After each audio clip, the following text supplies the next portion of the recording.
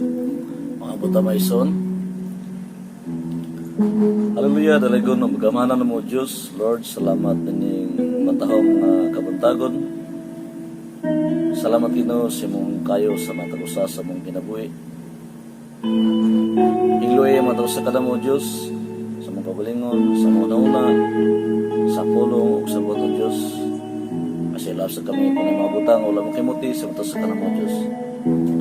Amahan, kung nagapong anak kanimo, kini mo sa kalagad o Diyos, isip sa lamang kasalugon, kini mga mensahe o Diyos, na imong ipadangat nga to kanila, nga makahatag kanig kalig-on, nga may mong gabayan sa taodlaw, nga pagpanginabuhin ng kalibutan na. Ginoo, ikaw magatabon sa mga biling o dugo, ining mga mensahe o Diyos. Ikaw sa ikuban, sa mga paminaw o magatanaw nining maong video o Diyos para kanimo man. Lord, ako nagampo, nagikas pagsugod at pagkaman, ikaw gayud magatabon sa imong gugma, sa imong presensya. Ikaw magasilyo ni nitran naman, o sa akin nitran na mong gimaya, mga papasalamat. Akong ibalik niya kanimo, sa ngalan ni Jesus, ako maluluwas. Amen.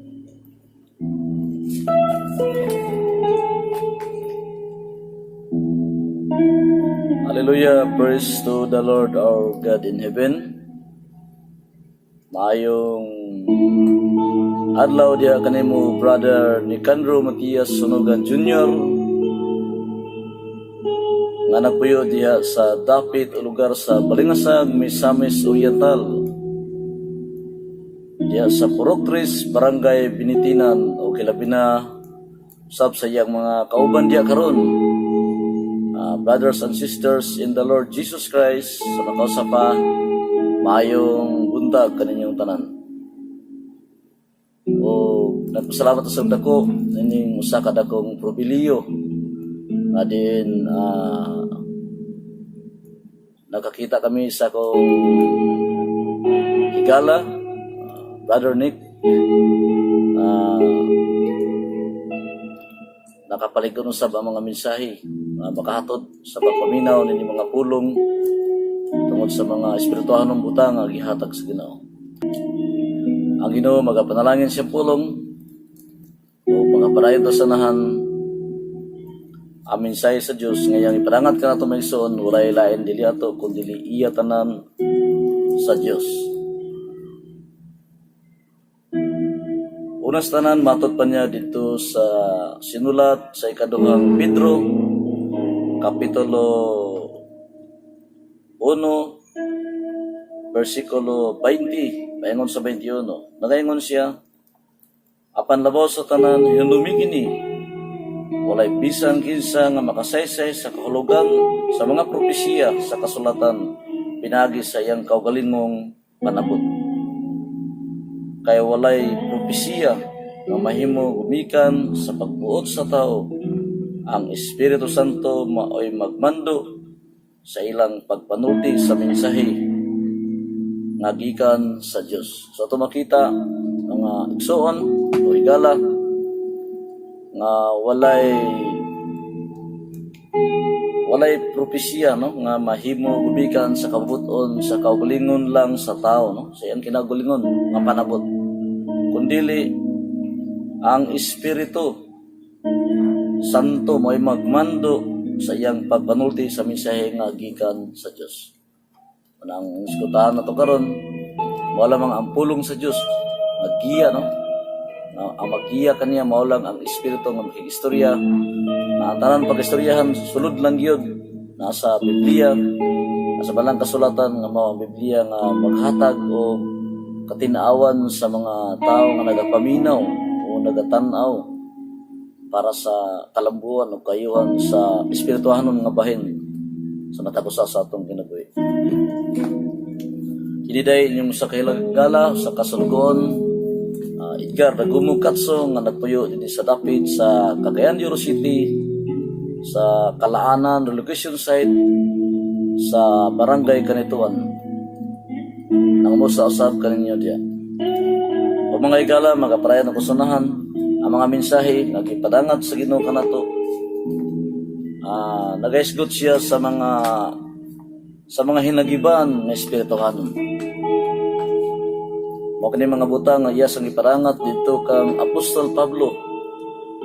Nag-isgot siya sa mga unom ka mga butang nga hinagiban nga mga espirituhanon. So mao kini atong pagka angay hinuktukan o angay nato nga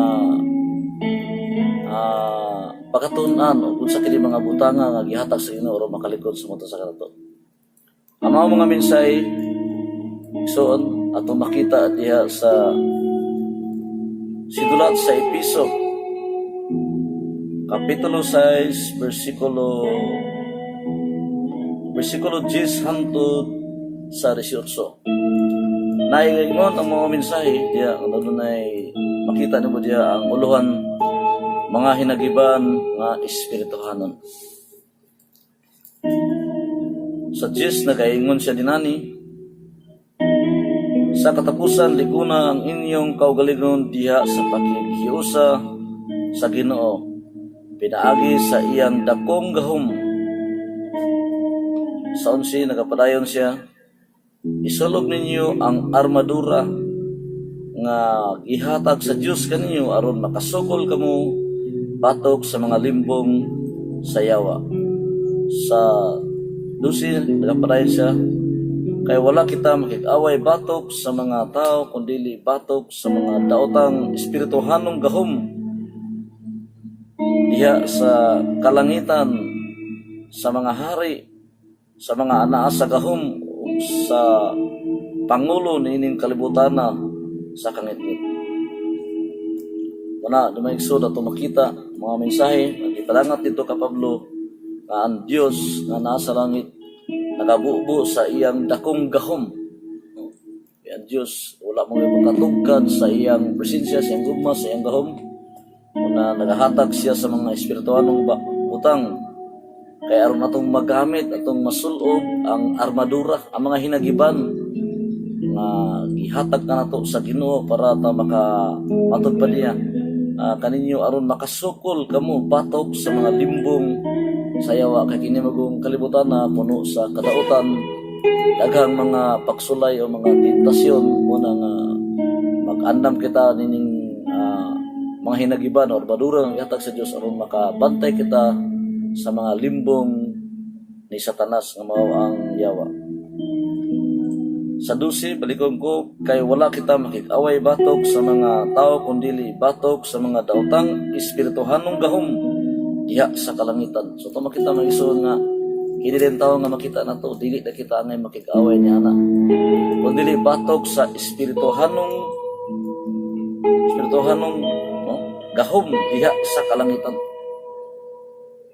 Nag-isgot siya nga nung doon may mga espirituhanong gahom diha sa kalangitan. Kaya ang pakik-away di ay ato din natanawan nga sa unang panahon sa pagbuhat sa Ginoo sa wala pa niya buhata kining atong ipuya karon nga langit ug kangyuta, yang teritoryo diya sa kinatasan sa langit. Nakik-away kaniya ang mga anghel, ang 1/3 sa anghel yang gihulog diya sa kangit-ngitan. Mao kining ikaduhang bahin sa ang ikaduhang bayin maong layer, second layer sa kawanangan sa atmosphere. Diya gihulog ang mga angel nga nagpaksyon, nagsupak dito sa gingharian sa langit. Una nangingon siya nga wala kita makitaway sa mga tao nining kalibutan na kundi batok sa mga espirituhanong gahom nga nagulog sa kangit-ngit. Kay ang ubos sa langit usa siya ka kangit-ngit dinhi nga mao dapit. So, makita nga ang Ginoo na siya nagpuyo diya sa kalangitan. Diya na to siya malantawan ang teritoryo gid sa Ginoo nasa langit. Wala nagapadayon sa mga ison ingon sa siya dinhi sa mga hari ana sa gahom sa pangulo ining kalibutana sa kangit-ngit. So wala kita makik-away isab nga na mga tao kundi doon mga higayon no tungod sa usay daghan ng limbungan tungod kay ang ilang tanaw puro mga ang gina-inject sila mo na mo ang limbong nga gipana sa daotang espiritu nisulod sa alimpatakan sa una sa tao. Narakingon siya dito sa 13, usa isulob ang tibuok armadura sa Dios. Ang armadura mo ang mga hinagiban para kita maproteksyonan ang atong kaugalingon. Kini mong kalibutan ng mga igsoon na puno sa mga katalagman, mga suliran, labi na usab bago lang nakagi mga kalisdanan ng nakatao sa pagkakaroon, labi na ning tuig 2020 no? Naagian sa ka virus atong niaging tuig sa 2019 na mao ang COVID virus.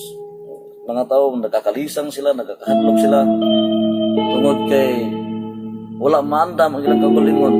Nagkabalaka sila tungod kay wala nila naibaluing nga aduna day armadura nga ihatag sa Ginoo para kita makapangandam maproteksyonan sa kanato. Balikon ko sa Episo Kapitulo 6 versikulo 13 busa isulob ang tibuok armadura sa Dios. O ginigabot unya sa daotang adlaw makasukol kamo sa inyong kaaway sa walay paglunga hangtod sa katapusan. Indas niya pa kanang kalibutan na ang imong kaaway wala kay paglunga. Ini mga dili may mga butang usa na sa mga kaaway sa inyong ginaway. Muna nga kinon angay ta nga magtuki sa kamatuoran nga mensahe nga gihatag sa Dios. Kay ang usa ka kamatuoran nga kini gihatag nga mensahe mo kani bagahatag kanimo kagawasan sama nin armadura nga mga butang nga gihatag kanato. Ni Ginoong Jesucristo nga gipadayag dito sa dapit sa Episo, yang gipadayag usab dito kang Apostol Pablo. Nakapadayon siya dito sa 14, nagaingon siya dito. Dini yang ginaistoryahan ang mga bahin sa mga armadura nga unom ka bahin, nagaingon siya sa 14. Busa pangandam kamo gamita ang kamaturan ingon nga bakos. So nagaisgot siya mga igsoon sa kamaturan. Ang kamaturan nagasimbolo isip usa ka bakos. So atong tanawon ang kamaturan no. Ang kamaturan matod pa dinhi matod pa dito sa Juan no. Sa Juan 4:24 ang Diyos Espiritu o kadtong magasimba kaniya kinahanglan magsimba diya sa Espiritu o sa kamatuoran. So ang kamatuoran day mga igsoon mao nga ang Diyos Espiritu o magasimba kaniya magasimba diya sa Espiritu o sa kamatuoran. Mao kana siya nagasimbolo usab sa bakos ang unang hinagiban nga gihatag sa Ginoo sa matag usa kanato. Nagahisgot usab siya dito sa Juan Kapitulo 8:32 nga nagaingon siya, mahibalo kamo sa kamaturan ug ang kamaturan maghatag kaninyo kagawasan. Una mga igsoon, ang kamaturan isip usa ka bakos unang butang nga hinagiban nga espirituhanon angay natong pagkagamiton no. Ato lang naon nga sadyang magsulob ka o bakos sa imong lawas. Ang atong bakos mo ay simbolo sa kamatuoran na naghatag o kagawasan sa matapos sa kanato. Kaya kung wala tayo kamatuoran ng igsoon, miserable atong ginabuhian ning kalibutan na. Kung kay halos puros mga kaguliyag o mga kagubot. Una nga, kinarang makabaluta sa kamatuoran nga gihatag sa Dios, makabaluta sa mga pagsimba sa Espiritu o sa kamatuoran. O ang ikaduha nga bahin, ngayon gihatag usab nga maong hinagiban sa mga armadura. Nagapadayon siya ang pagkamatarong ingon nga panalipod sa inyong dughan. Nag-iskot siya maigsoon sa pagkamatarong. Sa pagkamatarong ingon sa likod sa atong lugar. Ang pagkamatarong atong makita diha sa unang Juan Kapitulo 2 versikulo 29. Nasayod kamo nga si Kristo matarong usa angay ninyong hibaluan na ang tanan nga nagbuhat sa matarong anak sa Dios. So kinahanglan na maigsoon ang pagkamatarong. Kaya pagkamatarong diay may usa ka salipod, no? Sa atong dughan. Usbon ko, nasayod kamo nga si Kristo matarong. Kung matarong na kita, nahimo na kitang anak sa Dios. So mailan nimo ang tao nga matarong diya sa tubangan sa Ginoo. Nag-isgot usab siya dito sa unang Juan Kapitulo 3 versikulo 7. Nagakanayon siya dito. Mga anak, ayaw kamo palimbong. Ang nagbuhat og matarong sama kang Kristo. Si Ginoong Kristo matarong magid sa mga igsoon. Muna kay kinahanglan gid ato ang pagkamatarong. Una kapadayon siya dito sa 10, nga nagaingon siya sa unang Juan Kapitulo 3 versikulo 10. Ang kalainan sa mga anak sa Dios ug sa mga anak sa yawa mao kini: ang wala magbuhat sa matarong o wala mahigugma sa iyang isig katao dili anak sa Dios. Kinahanglan gyud nga ang paghigugma usab ngadto sa imong isig katao nagsimbolo nga usa ka matarong diya sa tubangan sa atong Ginoong Jesucristo, sa atong Dios nga hari nga magluluwas nga nasa langit. O katong ikaduhang bahin sa mga armadura nga iyang ginapalig-on, nga iyang gihatag ka nato. Katulo sa mga bahin nga iyang isgutan, ingon niya ang kadasig sa pagsangyaw sa mayong balita sa kalinaw, ingon nga inyong sapatos. Ikinahanglan day maigsoon ang pagsangyaw. Hindi na yung pagsangyaw mao day ang simbolo isip usa ka sapatos sa ikatulo nga armadura nga gihatag nga espiritanong bahin ang mga hinagiban diha sa Ginoo. Sama din mag-share ka, magnanay mag-istorya ka karon. Pagkasangyaw sa pulong sa Ginoo, may tungod siyang gingarian sa langit. Ining pagsangyaw mao kini ang imong sapatos nga naghatag kanimo kalinaw o kalipay sa imong kinabuhi. Ay mato dito sa Mateo Kapitulo 4 versikulo 17. Sukad niya to si Jesus nagwali nga nag-ingon, inulusuli ang inyong mga sala kay hapit na maghari ang Dios. So ultimo gani atong Ginoong Jesucristo kung nakita nga nagawali siya, no? Nagasangyaw sa mayong balita may tungod sa iyang paghari. Iyang represent ang iyang amahan at sa langit. Manaog siya, nagwali siya para sa pagtubos sa mga tao nga niyaning kalibutan nga mga makasasala nga sama usab kanato nga gimatarong na karon tubangan sa Dios. Una gikinahanglan mga igsoon nga ang pagbuhat sa pagsangyaw sa pulong sa atong Ginoong Jesucristo. O naghatag ko sa mensahe dito sa Roma Kapitulo 10 versikulo 15 nga nagaingon siya, o kung saan man pagwali sa mensahe kung walay gipadala na magwawali, sumala sa kasulatan pagkatahom sa mga tiil niadtong nagwali sa mayong balita. Muna ang ikatulong bahin mga igsoon nga mga armadura nga hinagiban ang pagsangyaw. Naginhalang gid may igsoon nga kung nakaila kita sa tong Ginoong Jesucristo nga napakamatay dito sa krus, tungod alang sa itong mga sala nga iyang hiula ang iyang dugo dito sa bukid sa Kalbaryo, angay din nato ang atong isangyaw ang mga mensahe, ang maayong balita sa kaluwasan ngadto sa tanang katawan nagpuyo ining kalibutan na. So kung nakita na igsoon nga dili na kita angay nga walay magwawali kay daghang gid ato makita nga magwawali dunay nagwawali diya sa mga krasada, sa mga telebisyon, sa mga radyo, usab siyang asa sa mga simbahan, wala nga tinuod yung mga igsoon nga dunay mga magwawali o nagaingon siya sumala sa kasulatan pagkatahom sa mga tiil niya atong nagwali sa maayong balita mahitungod kang Ginoong Kristo. So mga pagwali lang mga igsoon, pagsangyaw maulang atong iwali maulang si Ginoong Kristo nga mosa ka hari nga siya ang tag-iya ining tanan na naghari sa atong kinabuhi.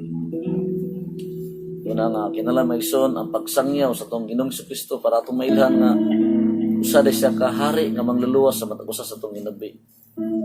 Hallelujah. Praise God. Mao kato ang ikatulo, no? Ang pagsangyaw isip usa ka sapatos. O kang ikaupat mga igsoon, nakaistorya usab siya pinaagi sa pagtuo. Pagtuo sama sa taming kay pinaagi niini makapalong kamo sa tanang nagsiga na mga udyong nga ipana kaninyo sa yawa. Hallelujah, praise God, no?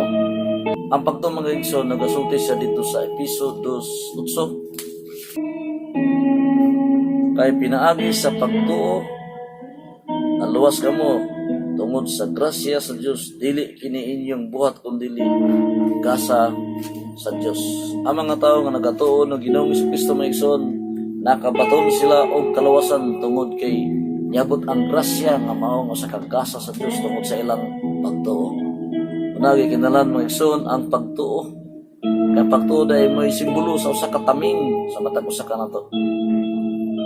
Kaya nag-iskot usab siya diya sa Episo Kapitulo 6 versikulo 23. Ang Dios nga mahan o ang Ginoong Kristo naghatag unta sa kalinaw o gugma uban sa pagtuo ngadto sa tanang kaigsuonan. Kung maigsoon kita nato maigsoon ang gugma sa atong Ginoong Kristo nga atong amahan sa tanang kaigsuonan nga nagpuyo ning kalibutan na dunay pagtuo. Ang pagtuo mga igsoon gikinahanglan gyud kay may usa ka simbolo nga isip usa ka taming sa atong kaugalingon. Ang taming usa siya ka sa unang panahon sa pag-ubat nila ni David, doon siya gidala nga espada ini sa tuo nga bahin. Ingon man dinhi sa wala nga bahin, aniya dinhi ang iyang taming. Kay kung pangkawon ka, ulanan ka, sa pangkaw nga dunay kalayo mo imong isagang aron dili ka maigo. Nagikinalang gid maigsoon nga doon na tayo pagtuo. May makahatag atong proteksyon sa pagsagang balikon ko kay ang pagtuo dako kay kimuan ang pagtuo nga sama sa taming. Mao kato ang ikaupat nga bahin, ang pagtuo nga nagasimbolo sa usa ka taming, usa ka panagang. Ang ikalima mga igsoon nag-iskot usab siya sama sa usa ka kalo, no? Naingon pa niya dinani og ikalo ninyo ang kalosan ingon nga panalipod sa inyong ulo, panalipod sa atong ulo. Kinahanglan day mga igsoon nga aduna tay kalo. Kaya usa day kakalo mga igsoon, usa siya ka pagpanalipod. Ang kalo nagsimbolo usab siya sa kaluwasan sa pagpanalipod sa atong ulo. Nag-iskot siya dito sa ikaduhang Korinto Kapitulo 6 versikulo 2. Kay nag-ingon ang Dios, gidungog ko kamo sa takna nga akong gikahimutan, itabangan ko kamo sa adlaw sa kaluwasan. Mao na kini ang takna sa pagdawat sa kaluoy sa Dios, karon mao ang adlaw sa kaluwasan. Muna may igsoon sa diyang ang mga tao nga dunay mga tao nga mga miserable nga mga dautan, panluyo sila mga pag-ampo sa ilang mga pangaliya dito sa Ginoo, ilang mga paghangyo. Yabot na gid ang panahon nga nag-ingon siya, no? Balikon ko kay nag-ingon ang Dios, idungog ko kamo sa takna nga akong gikahimutan. So doon lagi panahon mga igsoon nga luyo sa atong mga pagpangaliw po, sa mga pag-ampo, no? Luyo sa mga kuso-kuso nga bagyo si mong Ginoo. Gidungog na day kita sa Ginoo sa takna sa iya nga gikahimutan taniya yana nga maong panahon. Kitabangan ko kamo sa adlaw sa kaluwasan. So naghatag siya sa kaluwasan. Sa takna kaluwasan siya papakamatay sa krus. Mo'y tinuod nga kaluwasan sa tanang katawhan nga nagpuyo sa kalibutan kay mo'y hinungdan sa pagisi sa maong tabel dito sa templo. Una atong kaluwasan, mauna kini ang takna sa pagdawat sa kaluoy sa Dios karon mao ang adlaw sa kaluwasan. So dili na tong lalis mga igsoon. Kung ikaw nagatanaw kada karon o nagatuo ka sa tong Ginoong Kristo, imong isip nga usa ka kalo o panalipod sa imong ulo, wala imposible nga dili ta maluwas kundi naluwas na day kita. Hallelujah. O nagaparayon asap sa mga igsoon tungod kay ana naman ang kaluwasan no sumatog sa kanato. Nagaparayon siya dito sa sinulat sa Pilipos Kapitulo 2 versikulo 12 nga nagaingon siya dito, padayon kamo pagpaningkamot uban sa kahadlok o pagtahod aron paghimpit sa inyong kaluwasan. So kinahanglan mga igsoon kung nakaplagan na nato ang Ginoo nga nakadawat sa kaluwasan, kinahanglan day nga magpadayon, no? Padayon kita ingon siya, padayon kamo pagpaningkamot uban sa kahadlok o pagtahod aron paghimpit sa inyong kaluwasan. Kinahanglan mga igsoon na kung naanak ka nato, nagkasalig ng ganas ng Ginoong Kristo, ang kaluwasan mo ang paglikay sa pagpakasala ining kalibutan na. Muna nga kinahanglan mga igsoon na ang paglahutay maningkamot. Kaya sa katapusan ng adlaw, mato dito sa Mateo 24:13, apan maluwas ang magpadayon hantod sa katapusan. Una nga ang kaluwasan mga igsoon, isip ko sa kakalo, isip ka sumbulo nga may panalikot sa imong ulo. Kung anak-anak ka nimong kaluwasan, ayaw na ka nagtanggala. Maningkamot lang kita sama sa giingon ni Pablo nga wala man siya na pasabot nga dili siya masayop. Pero wala niya gikinabuhi ang mga sala tungod kay iya naman siya ni Kristo. Natakamtamanan niya ang kaluwasan. Isip usa ka alagad niya sa Dios. Ilikaya niya ang tanang pagbuhat sa sala o naningkamot siya. Na mahimo siyang matarong tungod kay iya nang nakaplagan ang kaluwasan. Isip usa ka kalo nagihatag ni Ginoong Hesus Kristo. Mao katong ikalima nga bahin mga igsoon, ang kalo isip mo sa kaluwasan. Ang ikanom bahin mga igsoon tungod kay unom lamang kini ang mga hinagiban ng mga espirituhanon. Nag-escort usab siya sa pulong, no? O gamita ang pulong sa Dios sama sa espada nga gihatag kaninyo sa espiritu. So ang pulong day mga igsoon, gikinahanglan gid kayo ang pulong, no? Kaya pulong day nagsimbolo sama sa usa ka espada. Kining imong atong gabasahon mga igsoon sa tinuod lang kining Biblia, mao kini ang tinuod nga pulong sa Dios. Ang pulong sa Ginoong igsoon sama gid siya sa espada.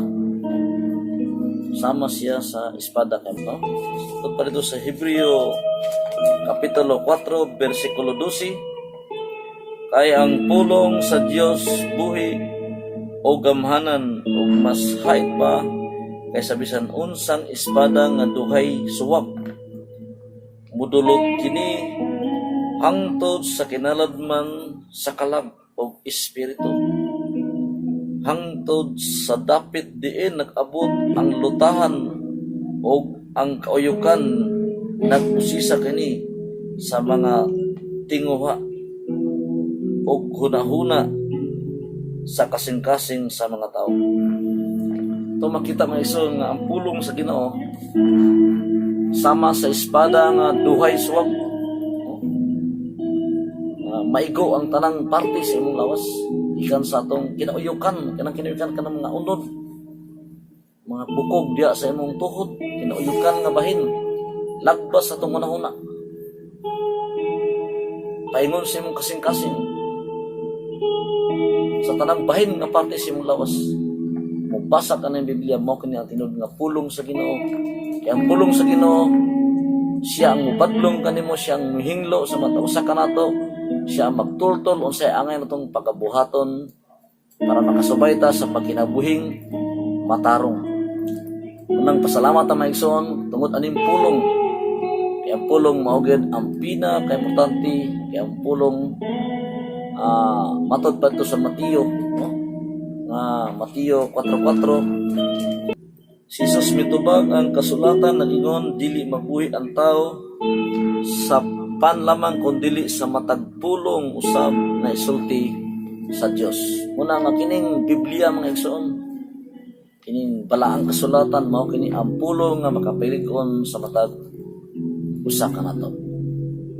So ato nakita mga igsoon nga dako kay muan ang mga mensahe sa Ginoo tungod kay atong gabayan ining kalibutana mao lamang ang pagkaon o ang pagtuon sa mga mensahe nga gikabilin-bilin sa mga propeta kani o sa mga apostoles, sa mga ebanghelista, sa mga pastor o sa mga magtutudlo nga nangalagad nga nagbatilud-anon diya sa atong Ginoong Hesukristo. Mao kato ang mga hinagiban mga igsoon, unom ka mga hinagiban no. Ang kinahanglan tong matnunan sa atong kaugalingon.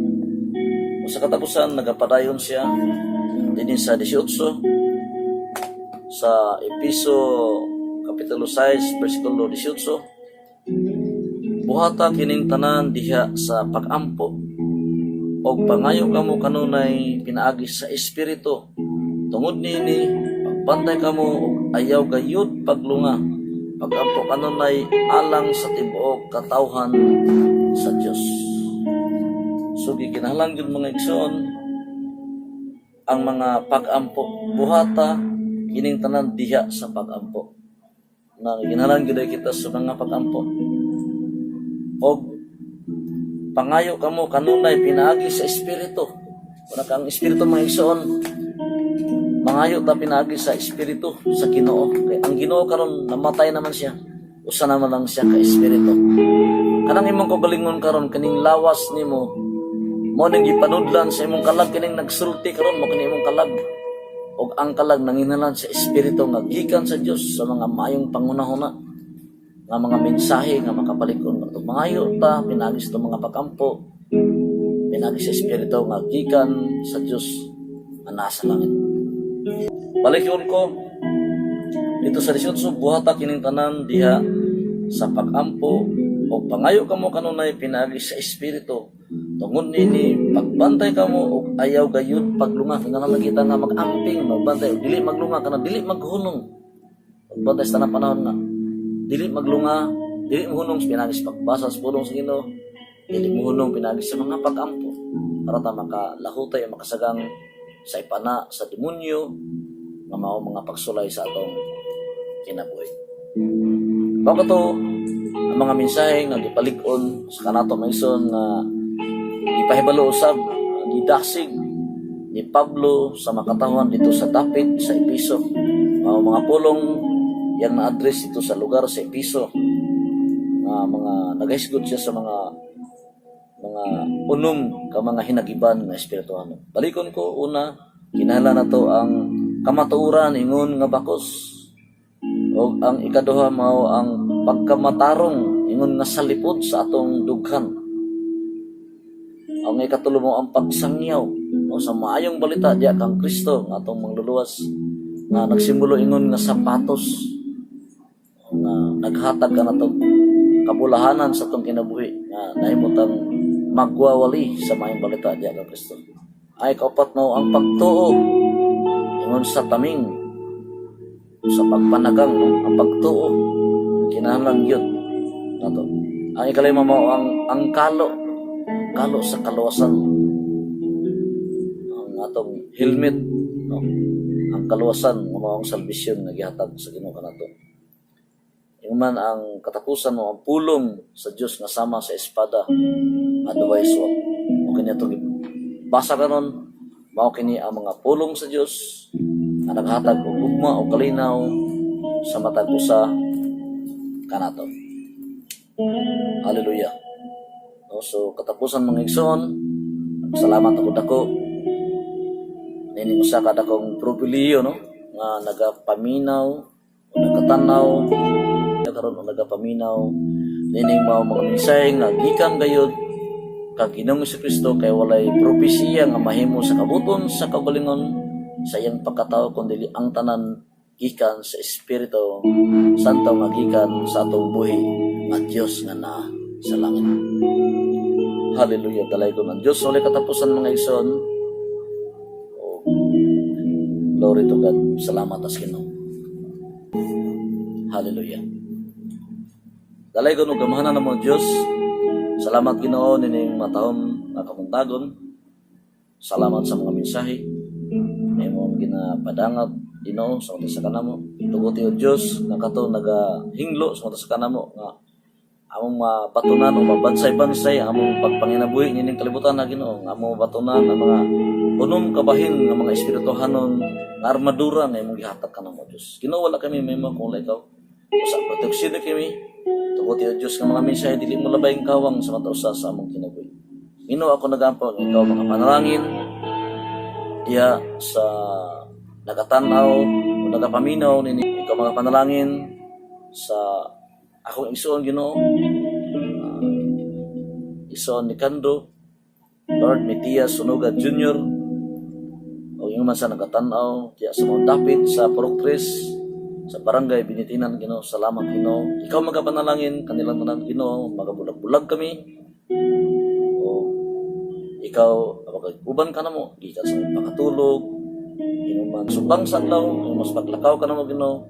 Ikaw makauban ng mga pedisyon sa tanganang buhatong Ginoo. Tabuni kami sa mga biling nga dugo. Tuguti o Diyos nga sa mga paglakaw ng kalibutan na ikaw makita sa mga kulingon. Dili ang among kulingon.